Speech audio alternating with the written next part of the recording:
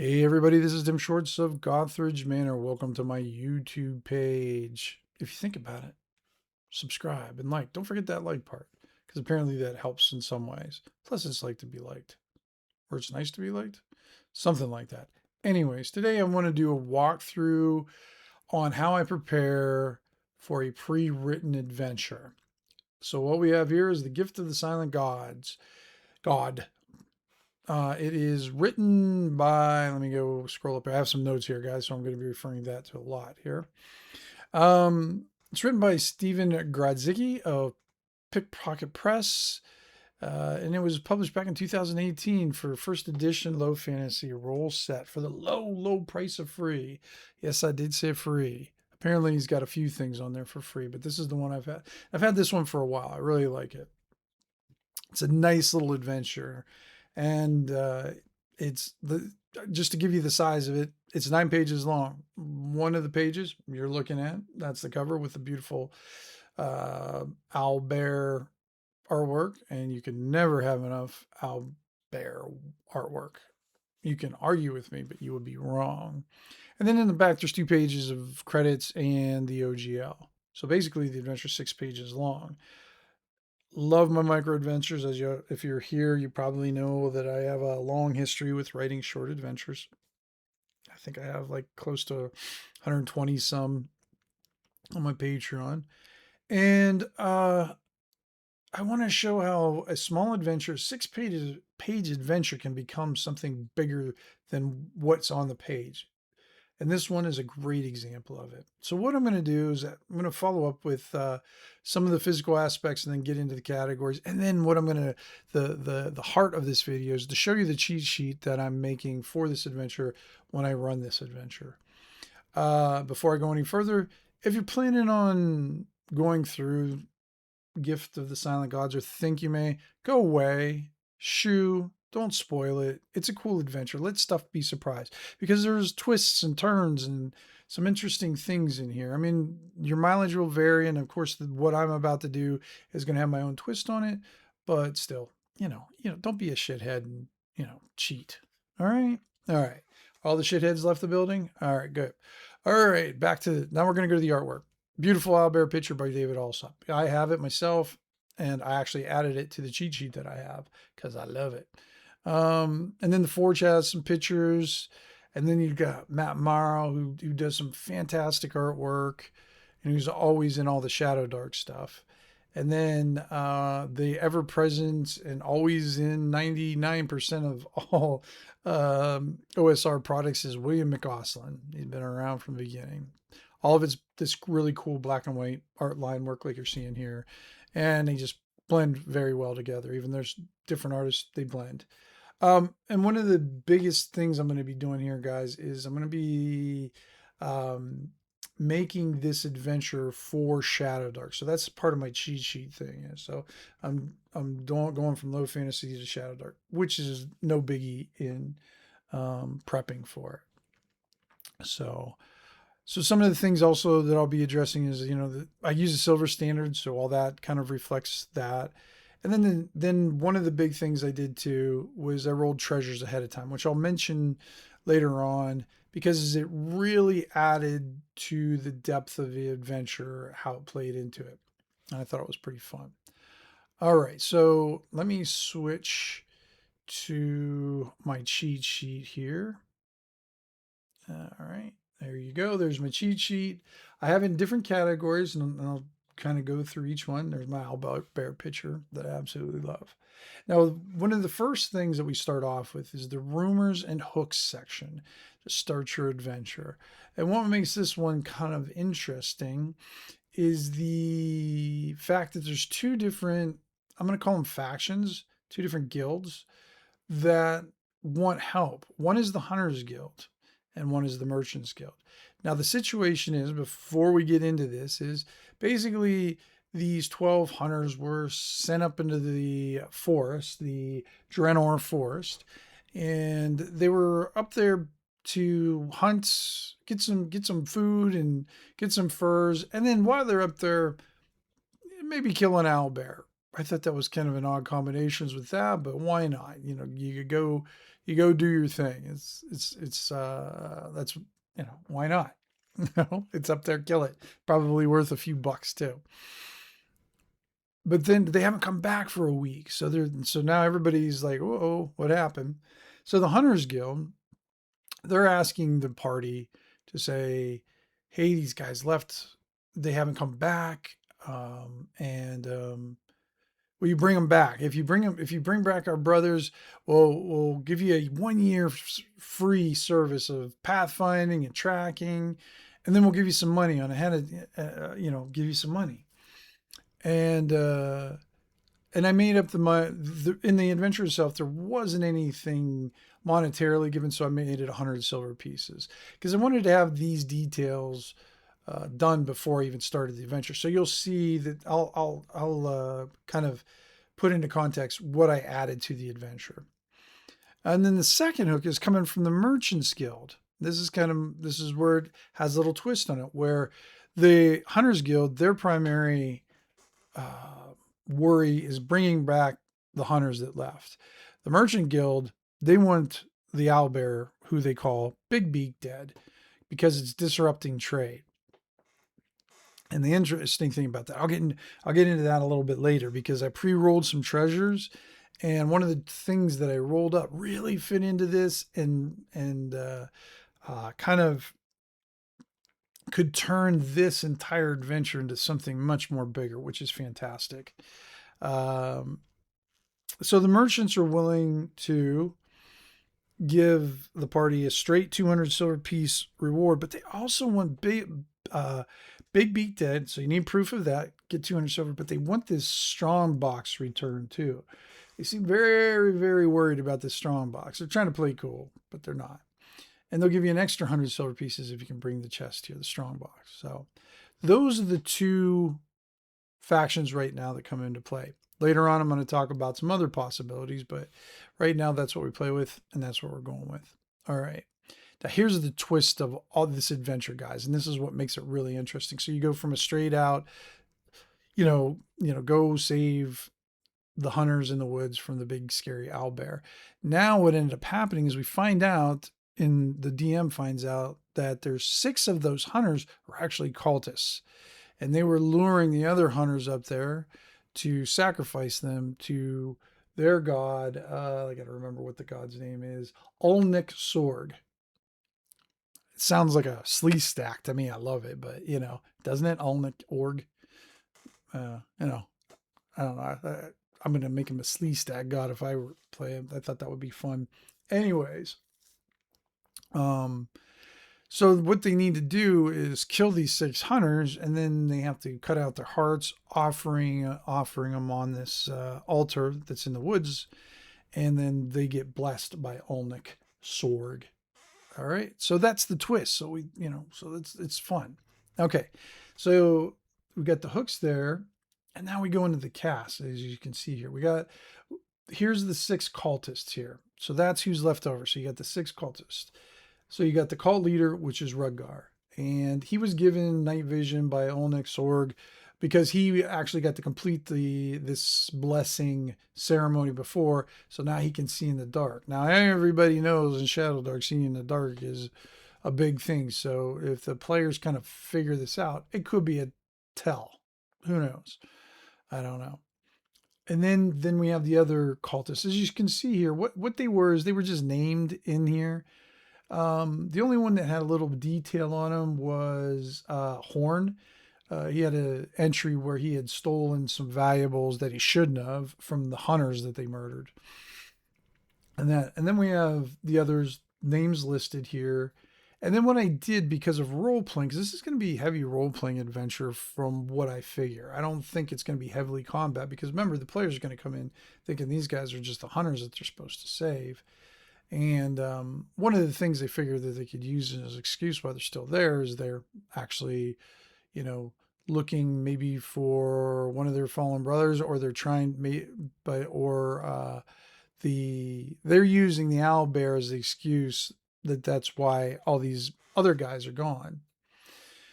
But what I did is I added just a one word, stubborn, greedy, get everything now, glutton, young, wants a family, some personality. So when I want to role play them, I kind of have a little base on which to role play them off of. And then each of them, I gave them some carrying money. Same with Rudgars. There's a thing in low fantasy where they have, I think, carried treasure. So I kind of used that and rolled that up. So just some small silver because the party's going to want to loot their pockets because the party has never found a pocket they didn't want to loot. All right. Now, Feric is one of the original hunters, one of the 6 that they tried to kill. He got away. But during that fight, his leg got jacked up pretty bad.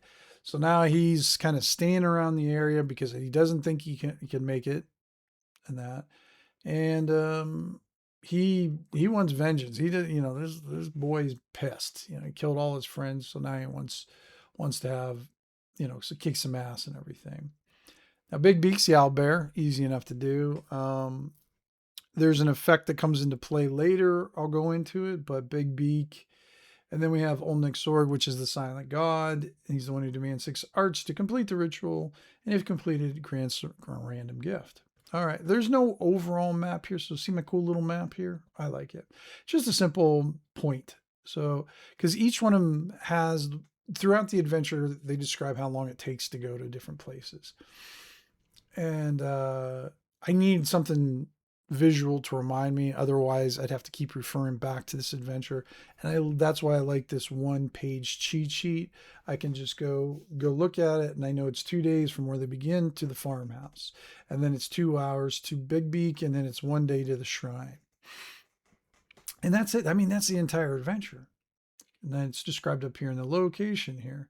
The Denor Forest is where it's, or Drenor Forest is where it's all happening.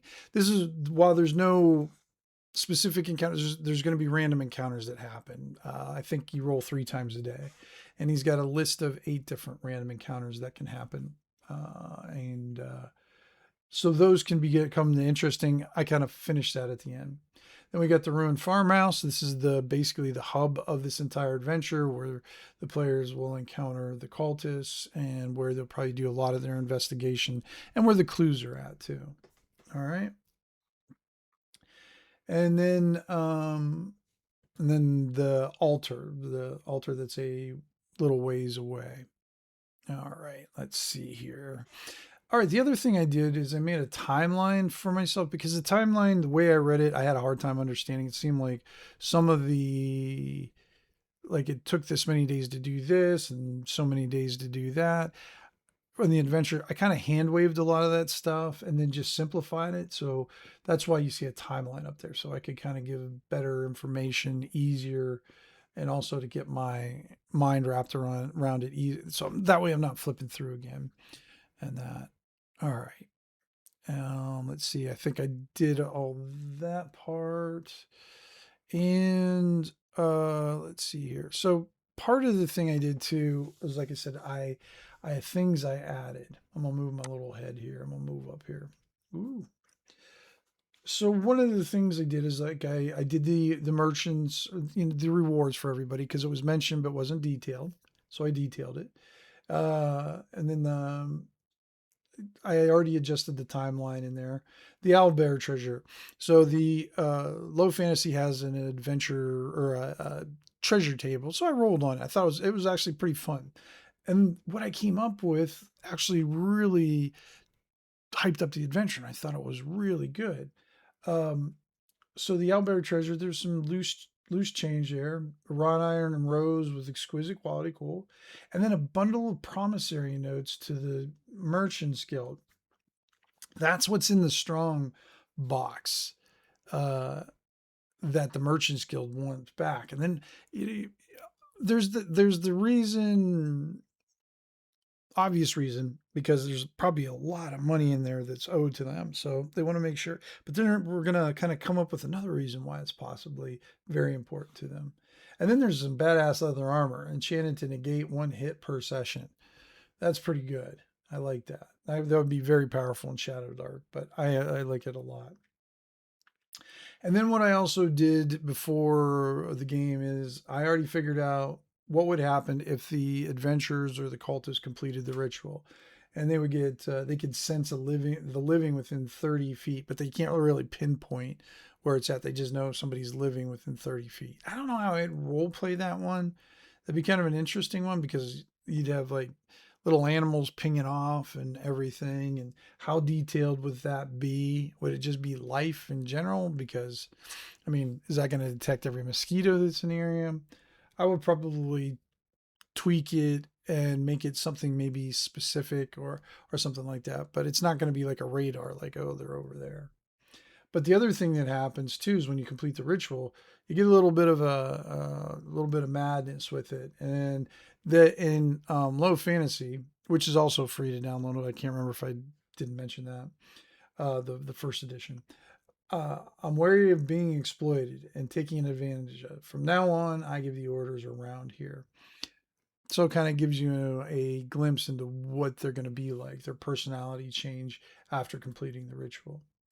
And then the loose end is what's going to happen with the tome of Olnek. Because even if Rudgar escapes, he can go back and get his tome and recruit new cultists and blah, blah, blah, blah. Or, maybe something else is going to happen there.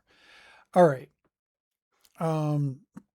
Now we're going to do a quick recap. Now, there's a lot of packs in this short adventure, good faction play, good twists, murder mystery options, and then you got different ways you can handle the situations. That's what I like about this. It presents a situation, and then the players and the GM have to figure out how it's going to work out. So there isn't a party level suggested here, which I prefer. But if the party's going against an owlbear, I would guess you probably want a minimum level. We're talking about Shadowdark, probably almost anything, about third level. I mean, even at third level, an owlbear can basically wipe clean character within a round. I mean, I think they get two attacks, 1d10, and that can wreck your day real quick. Then they do additional damage if they both hit. Oh yeah, you ain't dead yet? Well, or you're dead? Well, now you're gonna be dead. All right. So the reason why I like third up to fourth level, it keeps it challenging, but it keeps it from being like a frontal assault isn't going to be a viable option. They're going to have to make sure that they probably use some strategy. They may not, but it might be beneficial for them. All right. Now, if you want to ramp things up, now this is where it's fun to introduce different elements from the adventure or from the random encounters. Okay, first is there's a group of barbarians, and there's a lot of them. I think it's like, let me look here, guys. I think it's like 100 or something, or something crazy. Let's see what he has here. Barbarians 5d10 plus 100. I mean, that's a freaking horde of barbarians. Now imagine that's going through the forest. That's not a random encounter.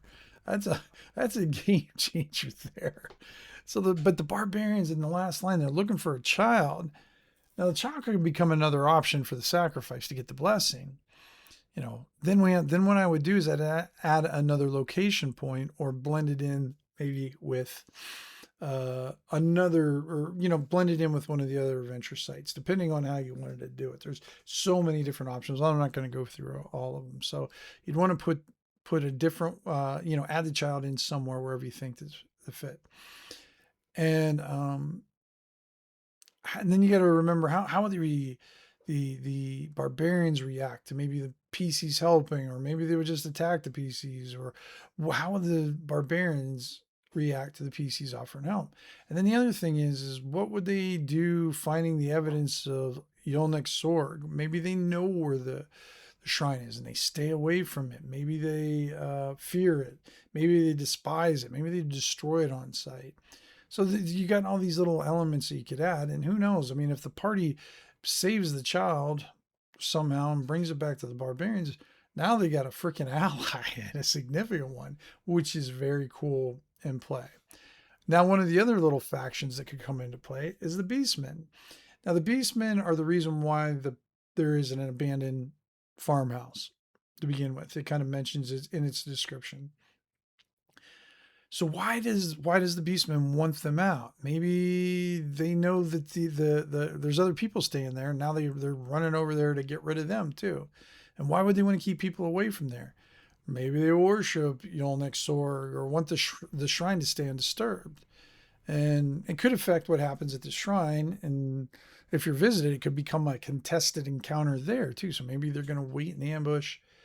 This is just an example that could be added. Now here's another one. This one kind of rolls into the Merchants Guild and that strongbox that I mentioned earlier that I added. The scouts from a rival kingdom are there too in the random encounters. It is right there, number 5, 2d6 plus 2. And they're from a hostile border nation. So this is what I was thinking. So maybe that's another thread that could be woven in with the Merchants Guild. That the guild is selling items, weapons, and whatever to this rival kingdom.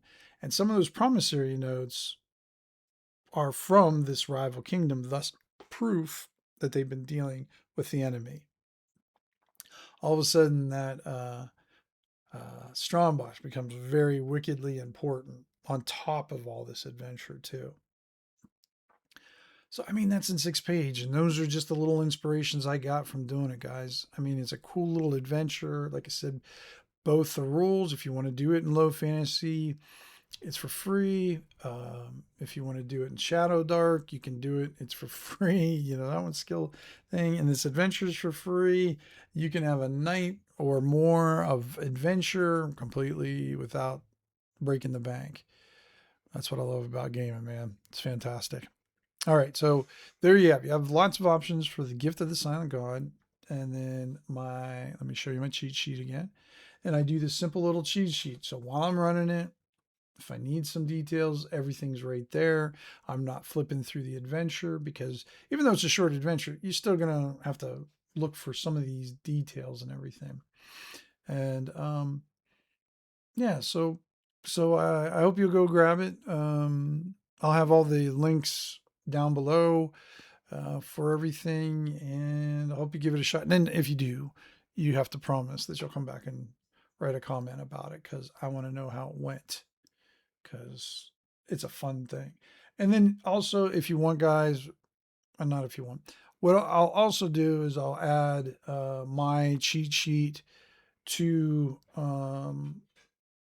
maybe in a link or something, probably to